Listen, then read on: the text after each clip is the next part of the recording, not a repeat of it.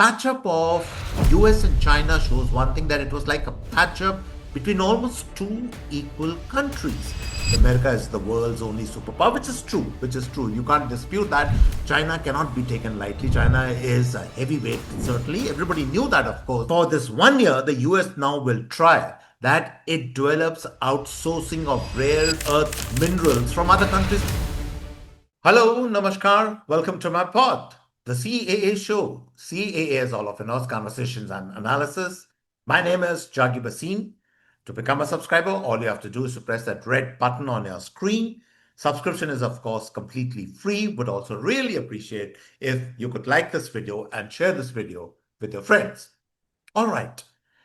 The US China coming together, the patch up, I would say, some would even say détente, is at best a temporary solution. It's a temporary solution for 1 year because this 1 year gives breathing space to both these the important countries of the world to fashion out their strategies, because this is not the final word on the trade deal. There is, in fact, no trade deal. There is just an arrangement. It is a coming together of certain interests of both the countries. It's also a kind of a strategic retreat of both countries from very core issues. It is, in a certain sense, also a game of leverages which is being played out. And where does India come into all that? India, of course, definitely is part of this, in the sense that this patch up of US and China will definitely impact India. I'm arguing that on the surface it would appear it could probably negatively impact India, but I'm arguing also in this podcast that in the long run it is definitely going to be beneficial to India. It's actually an opportunity for India in the long run. So big questions which have been thrown up is, why is it a strategic retreat from both ends? Why is it a temporary coming together, a temporary patch up? What's going to happen in this 1 year? What's really the goal, the end game of both the countries in this 1 year? I'm going to talk about all that in today's podcast. But know this, I'll start this from the statement which I'm going to make, and that is that all along this mythology has been built, which is partly true to a certain extent, that the America is the world's only superpower, which is true, You can't dispute that, but that it gets its writ run on every sphere of life, on everything it says and does. The US president, whatever he says, that has to be done. Not really true, because this patch up of US and China shows one thing, that it was like a patch up between almost two equal countries. No one is even talking of the fact that the China was intimidating into this, coming into with this agreement. Very shortly, what this agreement was all about. This agreement was about the US gets to sell its soya beans, which is very important to the MAGA base of the president, to China. Then it gets the most important thing which involves from China, that is the rare earth minerals from China. That supply chain has been restored. And very important also is that China will take steps to snuff out the sourcing and the distribution of fentanyl originating from China, which are important issues for the United States. And in return, of course, tariffs are reduced for China, the supply chains are restored, and it's maybe status quo ante, as they say, for China vis-a-vis America. Now, that's the deal. That's the arrangement. It is not a trade deal, by the way. It is not a comprehensive agreement. It is, as at best, a temporary patch-up. But why should it negatively impact India, you would be asking? And the reason for that is very simple, that all along there is the theory which has been espoused, especially in light of Quad and the Indo-Pacific, in view of the importance of the Malacca Straits and all that, that the America would like India to become like a counterweight to China, that alternate supply chains can move from China to India, because China, of course, is the main adversary of the United States. But it seems that the policies of the new administration are that self-interest is the most important credo, self-interest is the most important mantra out here, and guided only by purely by the country's self-interest, and not by the self-interest of alliances or groupings or Indo-Pacific or those big sounding names, that a separate kind of a deal can be reached, rapprochement can be reached with China, and the US can deal with China and let China worry about their part of the world. America is very content with that part of the world. That is obviously the thinking of the new administration, some would even argue. And in light of that, the importance of India diminishes because India is not really needed in this new equation, according to this theory that, well, we'll deal with India directly on its own, but as a counterweight to China, not really. We don't need it. That could be the thinking. So, in that sense, this deal could seem like a bit of a setback to India, but I'm arguing that it actually becomes like a big opportunity for India in the long run. Yes, temporarily there could be a little bit of these setbacks. The importance of India could actually go down because if America can reach these deals with China, then, well, the importance of India is not so very high in a certain estimation. That might be true, as I said, to a certain extent. But why would India be important? Because here's what has really happened in this deal, and it needs a little explaining to understand what really probably has happened behind the scenes. If you've noticed the statements of the president of the US, you don't need him to be frank, and he can be blunt, cutting edge whenever he wants to be, but he's been very careful with the Chinese, describing the Chinese premier, his meeting. He, in fact, words used like that I got a 12 out of 10 expectation. I scored 12 out of 10 in this dealing. Nobody is really crowing in the US administration that, oh, we intimidated China, because that is not what has happened, and the world knows that. Which means that the US now realizes that yes, China cannot be taken lightly. China is a heavyweight, certainly. Everybody knew that, of course, the US also. But then this meeting confirms that. It also means that the 1 year timetable which the both sides have said, both sides have strategically retreated to create capacities, to create strength, to create volumes, to create alternate supply chains so that they don't become dependent on either country.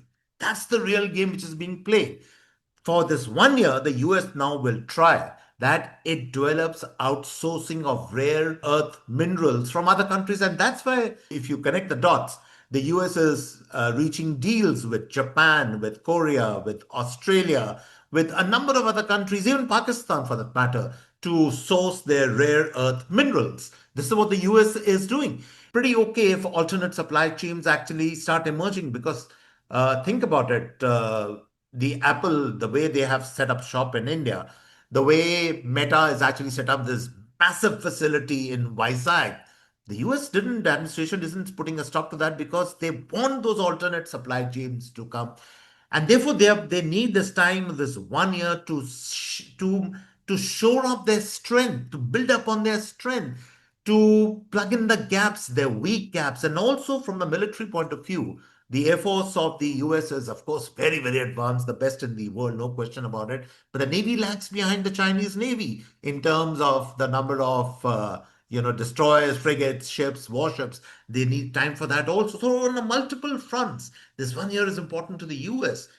That whatever gaps are there in terms of technology or weaponry or infrastructure, the US can catch up. And similarly, Chinese have also retreated because the Chinese also realize that for all the talk and everything, they understand that the US is still the most sophisticated, the most alluring, and the most lucrative consumer market in the world. They need that market because it is to a large extent, we all know that China is an export driven economy. So the Chinese also need that. They also need that 1 year now to develop alternate countries, different countries where they can send in their export surplus, all that. The Chinese also need this particular time. So both sides need that time where they can shore up strength. And then, of course, round two of this, of this clash between these two giants will probably occur again after a year. So that's the idea, really. It's a strategic retreat. Both sides understand that both sides have leverages. The Americans have understood that the Chinese, especially today, have leverages of the rare earths, soya beans. This is huge leverage which the Chinese have, and the Chinese have understood that the Americans, the biggest leverage they have is their sophisticated consumer market, the best in the world. No question about it. So they need that right now. They still haven't completely expanded to all the other markets so that they can bypass the American market if they want a direct confrontation with the US. So that's the strategic retreat. And therefore, yes, as an argument, you can say on the face of it, India could be adversely impacted because the US could say, yeah, we are directly dealing now with China in the sense we are reaching some kind of a deal with them. We don't need India for to be, as a counterweight or something in the Indo-Pacific and all that. We don't need all that. So fine, India can go its own way. But here's the rub. The fact of the matter is, as I explained, it's the devil lies in the nitty-gritty, in the details, and the devil is this. Both sides are in, as I said, in strategic retreat. America would need to develop, America needs this time, and China also needs this time. And therefore, both sides would eventually need India, which probably has the largest consumer market, certainly not as well developed as the American market. That goes without saying, no question about it, but it is still a market which is developing by leaps and bounds. The middle class in India is coming up like anything. It is growing by the day, literally.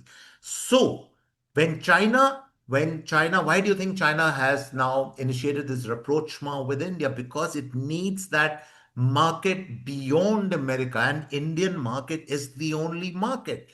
The Americans also probably have started realizing that they now would probably go in for a trade deal with India after having pressurized it on the Russian oil issue and all these other issues, because at the end of the day, it's a huge market. And from our part, the only problem which we have is that we still haven't learned the art of the deal in terms of leveraging our biggest strength, which happens to be the demographic advantage which we have. The market, which is the middle class market, which is growing enormously in India. We need to learn to leverage that.